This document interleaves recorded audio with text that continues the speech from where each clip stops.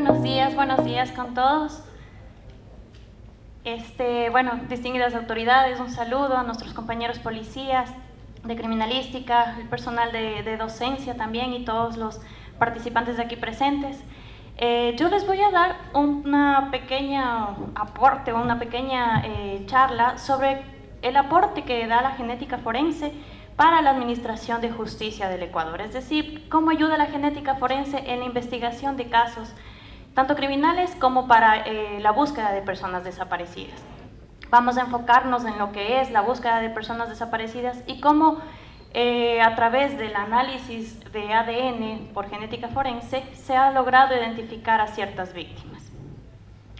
Como una pequeña introducción me gustaría hablarles de la base de lo que nosotros hacemos, es decir, ¿qué es el ADN? ¿Quién conoce lo que es el ADN? Seguramente algunos de ustedes han oído muchas veces en sus clases de biología, en la universidad, en el colegio inclusive, han hablado mucho sobre lo que es el ADN, ¿verdad? Pues les explico que esto es una molécula, su abreviación es ácido desoxirribonucleico, pero para decirlo más fácilmente ADN, pues para poder manejarnos un poco mejor, o DNA si es que las personas se manejan mejor en inglés. Pero ¿a qué nos referimos con esta molécula? Esta es una secuencia, es una molécula muy pequeña que porta toda la información genética de una persona, de todos los seres vivos, de hecho, que existen en el planeta. Es una molécula que se concentra, es decir, que codifica, que se encuentra de manera de un plano codificado, con todas las instrucciones que tiene un ser vivo para poder dar las características de ese ser vivo. Para poder ser una planta, un ser humano, un animal, todo esto se codifica como un plano. Bueno, no se me salió el puntero, pero bueno. Contiene toda la... se me fue de más. Listo, que no se va. Perdón.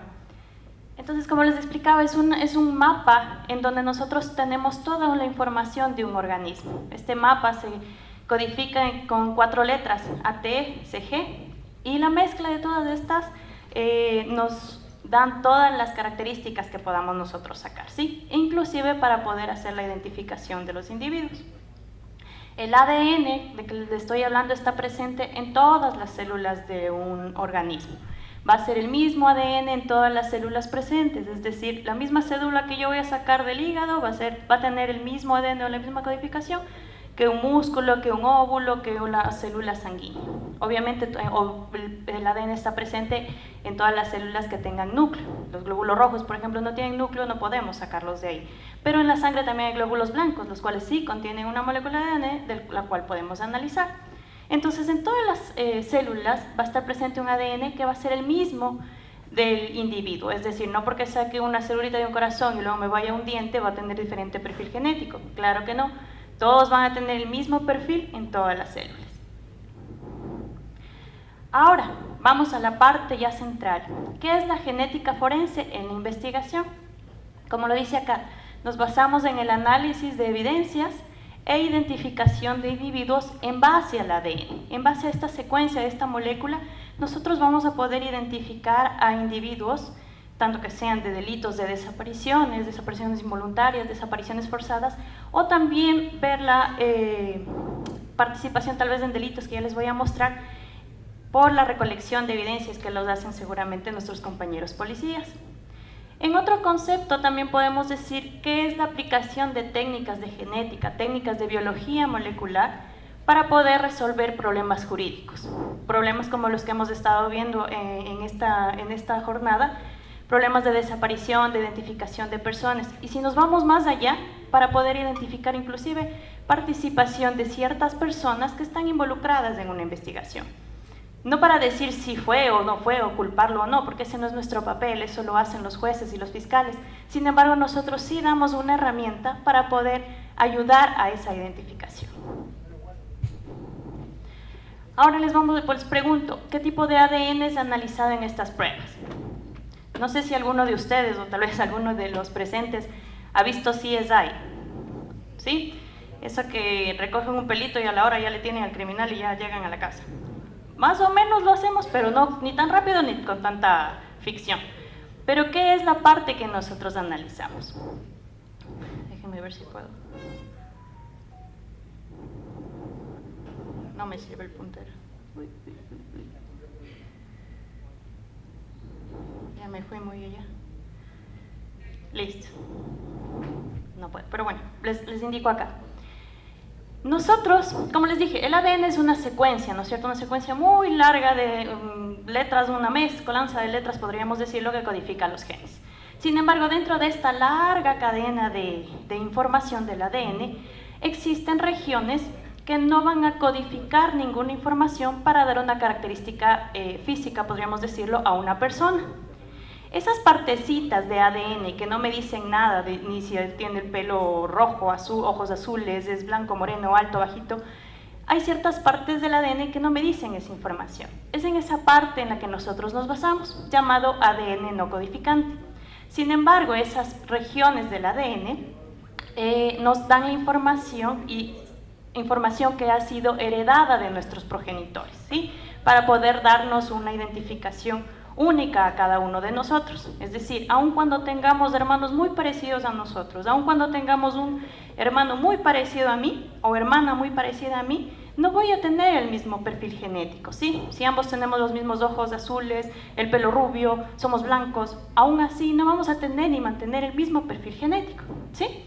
Por eso es que es una herramienta básica para poder identificar a una persona. Les tengo este ejemplo. Ustedes ven acá los jugos que compramos en los supermercados, ¿verdad? Generalmente los productos tienen un código de barras, que tienen números o letras. Nosotros con este número, si solo nos fijamos en este número, podríamos saber si eso es de un jugo, de una galleta, de una carne. Lo podríamos saber.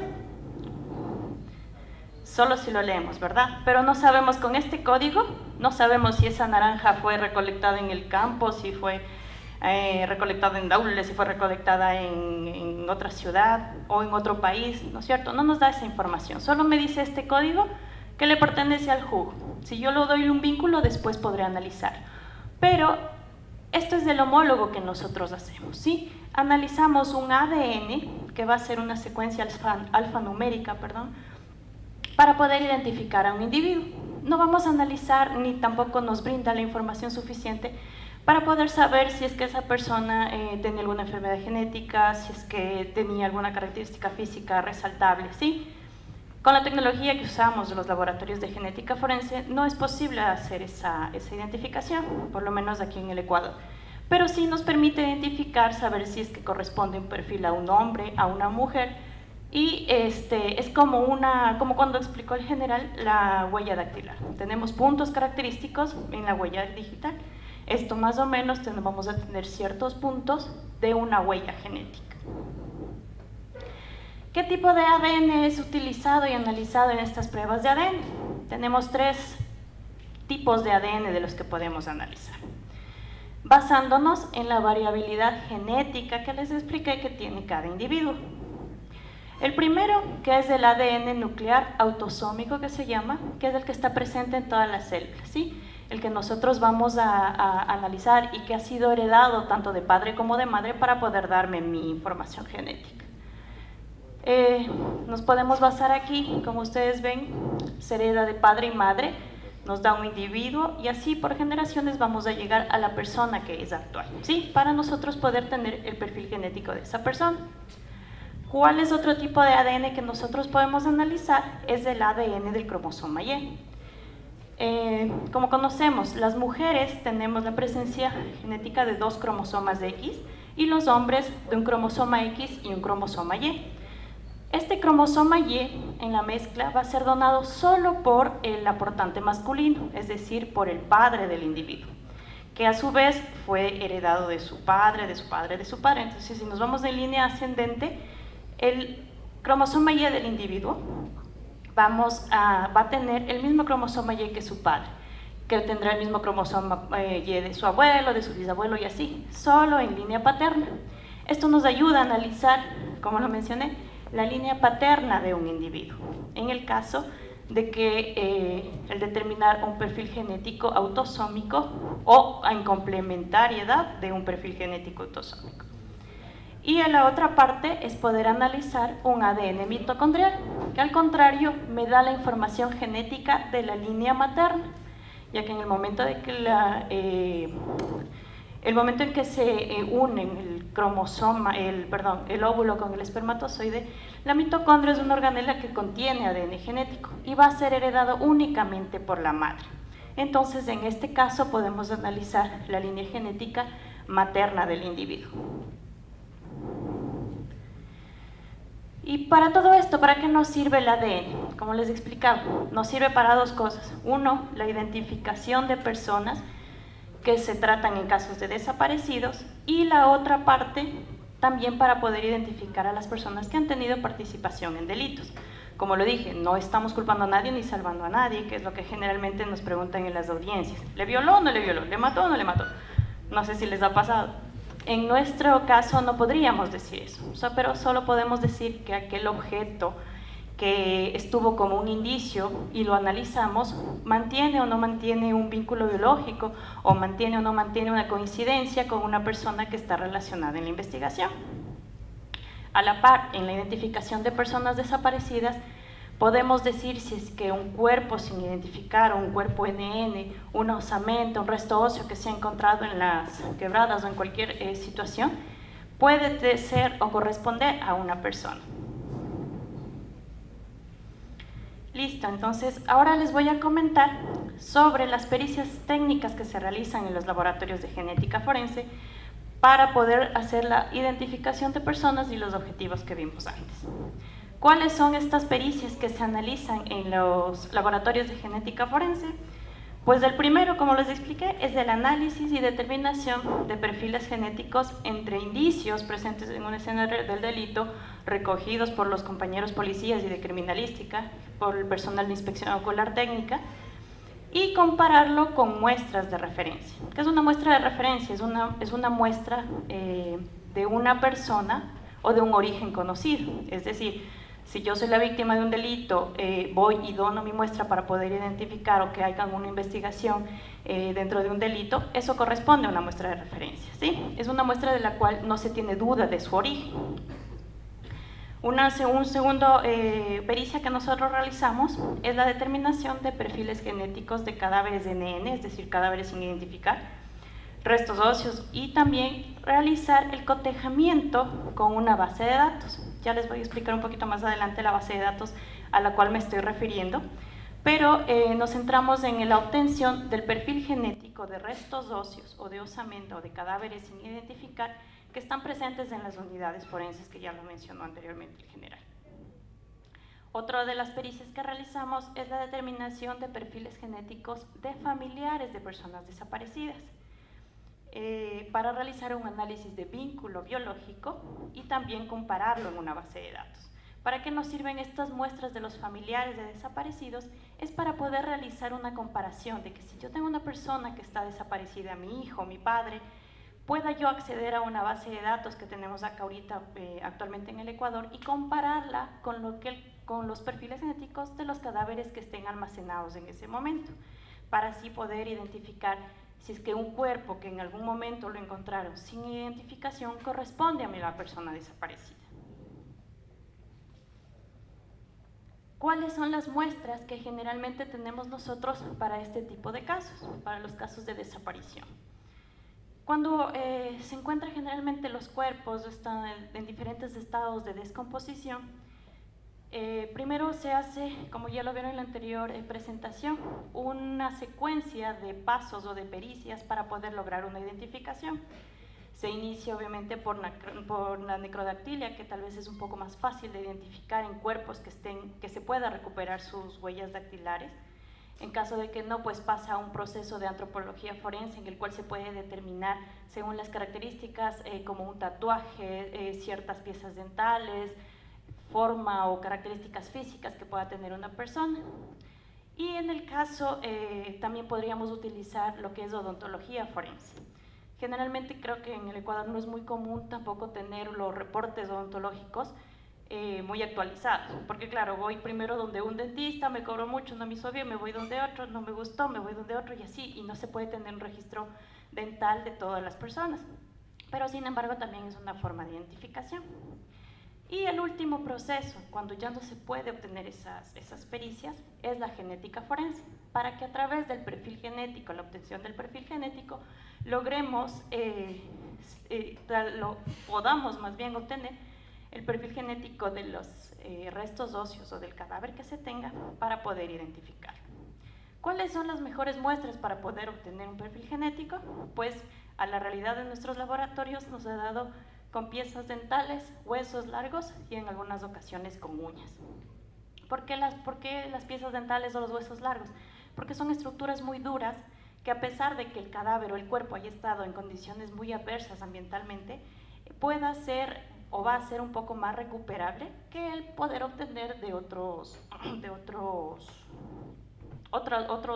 tipos de huesos. Como lo vemos acá en las figuras de acá, son piezas dentales que generalmente nos llegan. Estas piezas son obtenidas por procesos previos tanto de los médicos legales en autopsias o también de los antropólogos. Siempre y cuando, claro está que cuando el cadáver sea posible la obtención de estas muestras, porque si solo encontramos restos que no estén completos, pues habrá que trabajar con lo que se tenga, ¿verdad? Las siguientes muestras, ¿con qué también otras muestras trabajamos? Como les había explicado, las muestras de referencia de los familiares de las personas desaparecidas. ¿Por qué he puesto familiares directos entre paréntesis? La base de datos que nosotros utilizamos actualmente únicamente me puede realizar el cotejo de familiares directos, es decir, padre, madre, hijo o hija de una persona desaparecida, con un perfil genético autosómico, ¿sí? Es por eso que nosotros la mayoría del tiempo pedimos la muestra de referencia de estos familiares directos para poder ingresarlo a la base de datos y hacer la comparación genética.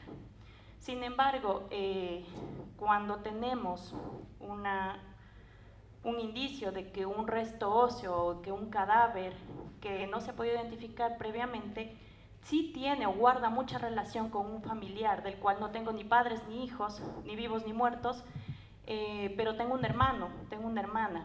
Tal vez en esos casos, cuando tengo un solo cuerpo o un solo cadáver, para poder localizarlo o hacer el vínculo con una sola persona, se lo puede realizar. Pero generalmente nosotros, como les explico, solicitamos las muestras de familiares directos de las personas desaparecidas. Adicionalmente, o también nos llegan por solicitudes fiscales los indicios que han sido levantados en la escena del delito de una desaparición. En este caso, por ejemplo, un caso real en el que nos llegó las moquetas, se puede decir, del carro donde supuestamente le habían secuestrado a la víctima, para poder tratar de recuperar, porque había manchas de sangre, para tratar de recuperar toda la información o todas las muestras biológicas que pueda haber existentes para obtener un perfil genético.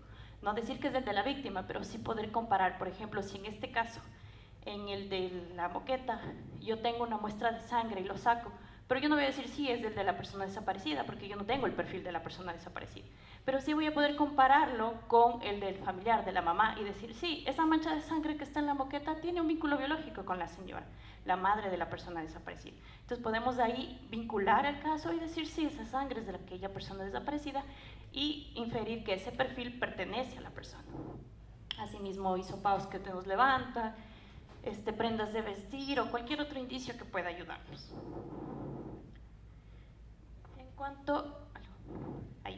En cuanto a las muestras habituales que generalmente nos llegan a nosotros, pues como les expliqué, son restos óseos, piezas dentales, cabellos, siempre y cuando los cabellos posean el bulbo, la raíz, como se llama. Esta parte mantiene las células, o más bien tiene el tejido de donde podemos sacar el perfil genético, ¿sí? Restos óseos, tejidos, uñas, como también lo he mencionado, o cualquier otro tipo de tejido, inclusive tejido muscular, nos funciona bien para obtener un perfil genético, siempre y cuando el tejido no esté muy degradado, es decir, no haya mucha descomposición en un cuerpo.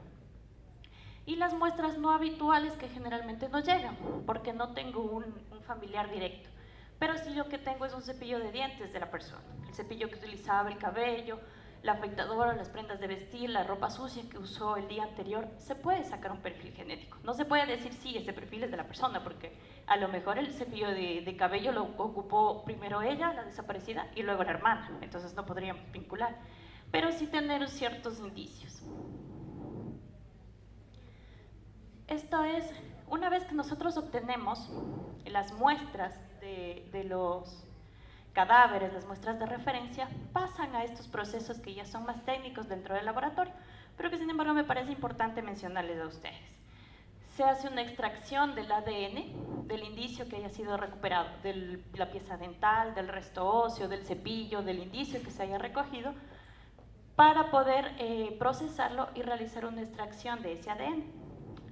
Después que se hace una cuantificación del ADN, porque nosotros trabajamos, ¿cómo lo puedo decir?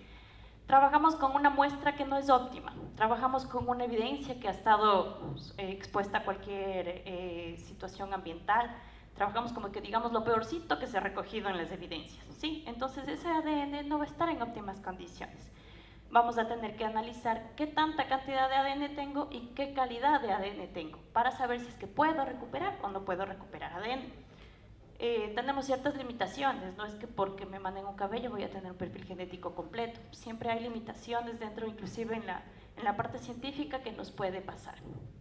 Se hace una amplificación de ADN por la técnica de PCR y pasamos a una electroforesis capilar, que es la que nos va a dar el perfil genético. ¿Y qué es un perfil genético? Pues específicamente esto. Esto es lo que nosotros analizamos en los laboratorios de genética forense. Es una mezcla alfanumérica, como les mencioné. Trabajamos ahorita con 23 marcadores moleculares, de los cuales se van a analizar en cada indicio, en cada evidencia, en cada muestra de referencia. Recordarán en la presentación anterior que con las huellas dactilares, con 9 puntos característicos era suficiente para decir sí, esa huella corresponde a esa persona. Nosotros en genética forense, para poder decir que hay una coincidencia, tienen que coincidir exactamente los 23 marcadores moleculares que analizamos para poder decir sí, ese perfil corresponde a una persona. ¿Por qué hacemos esto? ¿Por qué decimos no, por qué no 10 de 23? ¿Por qué no 15 de 23? Es porque en el Ecuador somos una población bastante mezcladita, ¿no es cierto? Entre provincias, inclusive entre primos, y ustedes saben todo eso. Así que, como tenemos perfiles genéticos similares, podríamos, más bien, como tenemos perfiles genéticos similares, no podemos decir que un perfil sea igual al otro, ¿ya? Solo similares, no idénticos. Nosotros comparamos exactamente los 23 marcadores moleculares con los perfiles que me den una evidencia para decir, sí, este perfil genético, que es del sospechoso, se encuentra presente en una evidencia. Hablemos de un cuchillo, en el mango de un cuchillo. El perfil genético del sospechoso está presente en el indicio. Si es que él lo mató, utilizó el cuchillo, si es que hizo algo con ese cuchillo, no lo podemos saber. Pero sí tuvo que haber una participación en coger el cuchillo para yo transferir mi material genético a esa evidencia, ¿sí? Al igual que si tratamos de personas desaparecidas, si este es del perfil de la madre, yo hago un cotejo con el perfil de un cadáver en él. En este caso, ustedes ven estos piquitos de aquí, esas líneas, como 2 picos que suben o 1. En este caso de desaparecidos, para analizar un vínculo biológico, no necesariamente tienen que coincidir dentro de este cuadrito, este marcador molecular, un pico, o en el de acá que tiene 2. No van a coincidir los dos, porque yo no estoy hablando de comparar perfiles genéticos completos, estoy analizando un vínculo biológico, que es en este caso con personas desaparecidas. Nosotros comparamos que la mitad de este perfil genético coincida con la mitad del perfil genético del cadáver. Es decir, que uno de estos 2 picos que me dieron en el familiar de la persona desaparecida me coincida con uno de los 2 que me aparecen allá. ¿Por qué? Porque este fue donado por padre, este por madre, entonces en el cuerpo del cadáver o del cuerpo NN va a tener que existir uno de esos 2 marcadores, porque es de familiar directo, es decir, es del padre que le donó o la madre que le donó. Esta es la base de datos de la que les quería hablar, con la que los laboratorios de genética forense trabajamos. Es una base de datos que se creó en el 2015 por un perito, actualmente experito del Servicio Nacional, y es un software que nosotros utilizamos para poder comparar los 16 marcadores moleculares dentro de un perfil genético de una referencia de un familiar o de un cadáver NN. Nosotros ingresamos el familiar, ingresamos al cadáver NN y los comparamos. Esta comparación se hace de 1 a N cadáveres que hay, o al revés, de un familiar o de un cadáver a N familiares, ¿sí? Es decir, que cada vez que yo tenga un perfil genético de un cadáver NN que llegue al laboratorio, voy a cotejarlo con todos los familiares que van a existir o con todos los perfiles genéticos de los familiares que van a existir en mi base de datos para ver si es que no hay alguna coincidencia entre estos marcadores moleculares. Perdón. Como les expliqué, solo se va a analizar que haya la presencia de uno de los dos alelos que se llaman presentes en una muestra y presentes en la otra muestra. En el momento que yo tengo un match o una coincidencia del 100%, pasamos a un proceso de ampliación del perfil genético, porque como les indiqué, mi base de datos solo me coteja 16 marcadores moleculares, pero yo en un inicio les dije que tenemos 23, ¿verdad? Entonces nosotros, el momento en que me da match con los 16, pasamos a una ampliación para analizar 23 marcadores de 23 marcadores. Si dentro de estos no me coincide, si tenemos más de 2, más de 3 no coincidencias, pues decimos que no es el perfil genético, o sea, no coincide, no es el familiar de esa persona. Pero ¿qué pasa si tengo solo un marcador que no me coincide? Nosotros estamos expuestos a pequeñas mutaciones dentro de nuestro ADN. Perdón. Dentro de nuestro ADN tenemos pequeñas mutaciones, ¿no es cierto? Por los protocolos de ADN y por protocolos internacionales se acepta máximo una mutación cuando ha coincidido todo el perfil genético. Sin embargo, aún cuando tenemos una sola mutación, se amplifica otra extensión más, se amplía un poco más para lograr tener un total de 27 marcadores moleculares, ¿sí? Para poder decir si es que esa persona es o no es la persona que estamos buscando. Dentro de la base de datos, actualmente tenemos 2.349 perfiles de cadáveres de NN, con 1.099 perfiles de familiares desaparecidos, con corte a la semana pasada, al 5 de diciembre. Entonces ustedes van a ver y van a decir, hay 2.300 cuerpos y solo tengo 1.000 familiares. Deberíamos por lo menos ir a la par, ¿no es cierto? Entonces, esto es lo que nosotros buscamos también con esas charlas, el socializar o pedir, sugerir que se haga una solicitud fiscal para poder obtener las muestras de los familiares de las personas presuntamente desaparecidas, para nosotros poder comparar y lograr identificar mucho más personas, ¿sí? Hasta la fecha, desde el 2015 que les nombré, que está creada la base de datos, hemos logrado un total de 45 identificaciones solo con base de datos, es decir, que no haya ningún tipo de indicio de que la persona o el cuerpo que se encontró en un lado pertenezca a ese cadáver, pero sí lo hemos logrado la identificación con esta base de datos. Ahora bien, como una actualización de lo que estamos haciendo, y como lo había mencionado en charlas anteriores, existen bases de datos internacionales. Una de ellas es el CODIS. El CODIS fue creado por personal del FBI y actualmente el Ecuador ha firmado un acuerdo con el FBI para la donación de esta base de datos. Yo les mencioné que tenemos nuestra base de datos con la limitante de que tenemos o de que podemos solo comparar perfiles genéticos de familiares directos. Sin embargo, con el CODIS podemos ya ampliar o quitar un poquito esa limitación que tenemos, porque vamos a poder comparar con abuelos, con primos, con hermanos de la persona desaparecida, para nosotros poder ampliar un poquito más de esa gama, ¿sí? El convenio incluye la dotación de equipamiento para poder instalar este software, la cual vendría a ser en el año 2025. Entre enero y febrero vamos a poder tener ya instalada esta base de datos para poder empezar a, una vez migrada la información, poder tener un poquito más de ayuda con esta base de datos. Ahora, les voy a mostrar algunos ejemplos de lo que nosotros hemos hecho o del uso de la genética forense para la resolución de casos de personas desaparecidas. Uno de ellos, y como lo mencionó antes el general en su charla anterior, fue el deslizamiento de tierra que hubo en Alausí, si todos recuerdan, en el año 2023. Como ya vimos la participación del personal del Servicio de Medicina Legal y Ciencias Forenses, también hubo participación de los laboratorios de genética forense. ¿Para qué? para poder identificar aquellos cuerpos que por sus características, por la acción mecánica que tuvo la Tierra al momento en que chocó, digamos, con estas personas, y que no fue posible una identificación física, ¿sí? Ni por necrodactilia, ni por antropología, porque las condiciones de los cuerpos que estaban enterrados o por la acción física, como lo digo, de la Tierra, hicieron que no sean reconocibles, ¿sí? O inclusive, perdón, que se encuentren pues por partes. ¿Qué es lo que se hizo en el laboratorio de genética?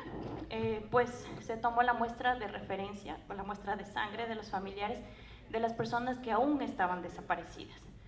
Teníamos 4 referencias y 8 restos óseos que no habían podido ser identificados, 8 cuerpos que no habían podido ser identificados, ¿sí? De los cuales nos llegaron los fragmentos de los huesos para poder sacar el perfil genético y a través de todos los pasos que ya les expliqué, poder hacer el cotejamiento.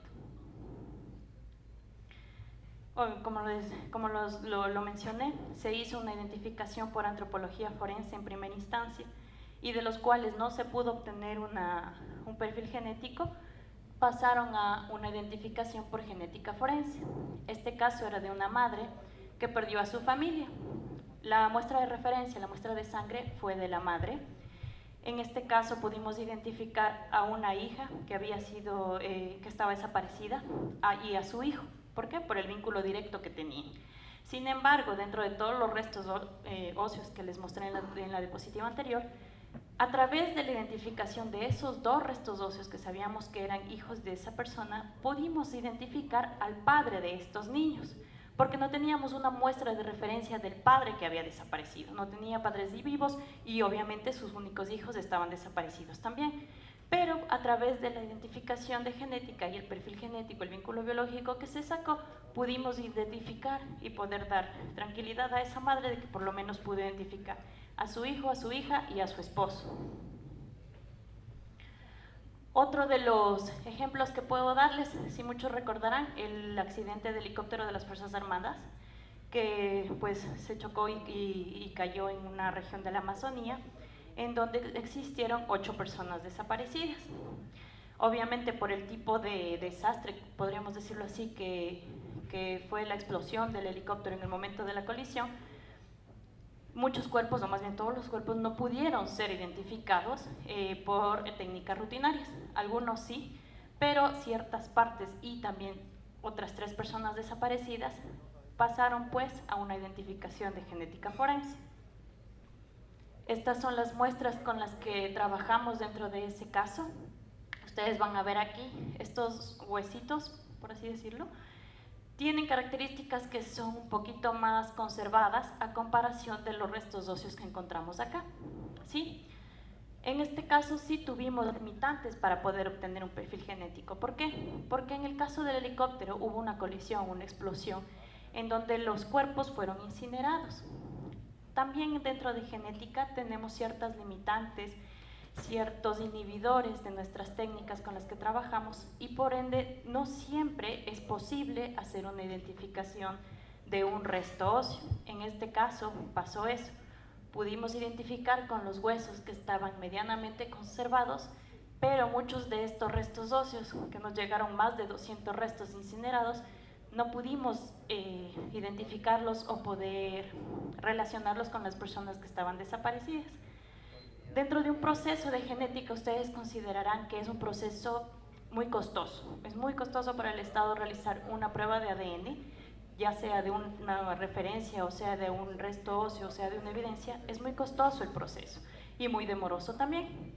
Entonces, de estos 200 restos óseos, no todos fueron analizados, ¿sí? Porque, como les digo, tenemos ciertas limitantes. Lo que sacamos fue un muestreo de los huesos que visualmente eran más posibles tener un perfil genético, o los más luchables, por así decirlo, para poder obtener un perfil genético, pero que sin embargo muchos no pudieron ser o no obtuvimos buenos resultados. En este caso de los restos óseos, de todos los que analizamos, únicamente 5 restos óseos pudieron ser o se pudo obtener un perfil genético por las condiciones que les digo en las que estaban. Tuvimos la muestra de referencia de la madre de una persona que estaba en el helicóptero y pudimos identificar a esa persona. Este es otro ejemplo de lo que generalmente hacemos en la búsqueda de personas desaparecidas. Este es el caso de Natalia, que desapareció en el año 2019. Esta chica desapareció porque contaba la historia de que se subió a un taxi, iba a comprar una medicina y nunca regresó a su casa, ¿sí? Se usó la denuncia, se obtuvo la muestra de referencia del padre con el que vivía la víctima y también de la hija, porque ella tenía una hija pequeña. Y también los familiares nos ayudaron con objetos personales para lograr obtener una mayor información genética de esa víctima, para comparar inclusive, si es que obteníamos un perfil genético puro de esas evidencias, poder compararlo y decirlo, sí, ese perfil corresponde al perfil de Natalia y así poder buscarla con más precisión. En este caso, bueno, pasó un tiempo y recolectaron en una escena del crimen un resto óseo correspondiente a un cráneo, como el que ven acá. Se sacó el perfil genético, se hizo un cotejo con la base de datos y en ese momento nos dio una coincidencia con los familiares, tanto con el padre como con el de la niña, la hija de la desaparecida. Se identificó ese cuerpo y se hizo la entrega de esas osamentas a sus familiares. ¿Qué pasó un año después, 2 años después? El personal de obras públicas estaba haciendo una rehabilitación del colector en la quebrada Armero. Esto queda más o menos en el centro norte de la ciudad de Quito. En el momento que ellos meten maquinaria y estaban arreglando este colector, encontraron unos restos óseos. Obviamente se hizo el procedimiento, llamaron a policía, criminalística recogió, fiscalía solicitó el cotejo genético y nos dio una coincidencia con el mismo perfil de los familiares que ya se había entregado la osamenta. Dio una coincidencia con el perfil del padre, una coincidencia con el perfil de la hija, y pudimos comparar que, claro, el perfil que era de Natalia coincidía con esas otras osamentas. Es decir, aun cuando nosotros ya tengamos una ubicación del desaparecido, hayamos entregado la osamenta, el perfil genético se queda almacenado en nuestra base de datos, justamente para estos casos, para casos en los que puede ser que nos dé un cotejo muy a posterior de la investigación. Este es otro de los casos que generalmente tenemos, el perfil genético, bueno, la denuncia, la desaparición de un señor, de un padre. Se acercaron los familiares, la hija de la persona desaparecida, para realizar un cotejamiento genético. La desaparición fue en el 2023. Se encontró un cuerpo, un resto óseo igualmente en una quebrada, se hizo el cotejo con la base de datos y nos dio coincidencia con esta hija de la persona desaparecida. Estos son los resultados que nosotros ya sí hemos tenido muchos casos en los que nosotros podemos utilizar la genética forense para la identificación de personas. Podríamos hablar de muchos más ejemplos ahorita, como por ejemplo los cuerpos de COVID, que no pudieron ser identificados, fueron mal entregados, todos sabemos lo que pasó aquí en la ciudad de Guayaquil con esos cuerpos. Muchos de esos cuerpos fueron procesados por nuestros compañeros aquí presentes del Laboratorio de Genética Forense de Guayaquil, en donde inclusive ellos elaboraron una base de datos para poder hacer el análisis a través del cromosoma Y de estas personas, con los hijos, con los abuelos, con los padres, con todos los cuerpos de estos cadáveres COVID-19 para poder identificarlos y poder ser entregados a sus familiares. Los ejemplos, como mencionó el general, de las penitenciarías, en donde ustedes saben que hubo desmembramientos. ¿Cómo sabemos qué brazo corresponde a qué cuerpo? ¿Qué pierna corresponde a qué cuerpo? Es ahí donde entra la genética forense para nosotros poder dar un tratamiento digno a esas personas. Como ya lo mencionó también el general en su presentación anterior, el Laboratorio de Genética Forense de Quito fue acreditado en el año 2023, en agosto del 2023, con la acreditación ISO 17025, que es una certificación que se da a los laboratorios por su sistema de calidad. Entonces, todos los resultados con certificado o sin certificado de acreditación, asegúrense que son resultados técnicos científicos de mucha calidad, por las personas que lo hacen, por el equipamiento que estamos utilizando y por los resultados que se dan. Como les menciono nuevamente, siempre hay limitaciones dentro de genética forense. No somos, tal vez, dioses, ojalá pudiéramos decir, sí, este cuerpo, de cualquier cosita que nos dan, poder sacar un perfil genético.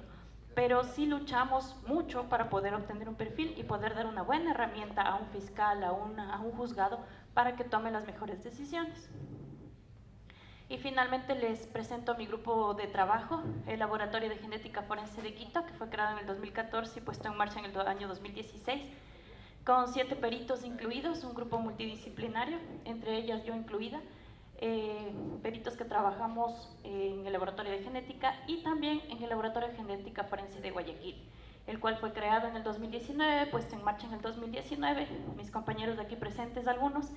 Les presento también a mi grupo de trabajo que está a cargo del Laboratorio de Guayaquil. Y eso es todo. Muchas gracias.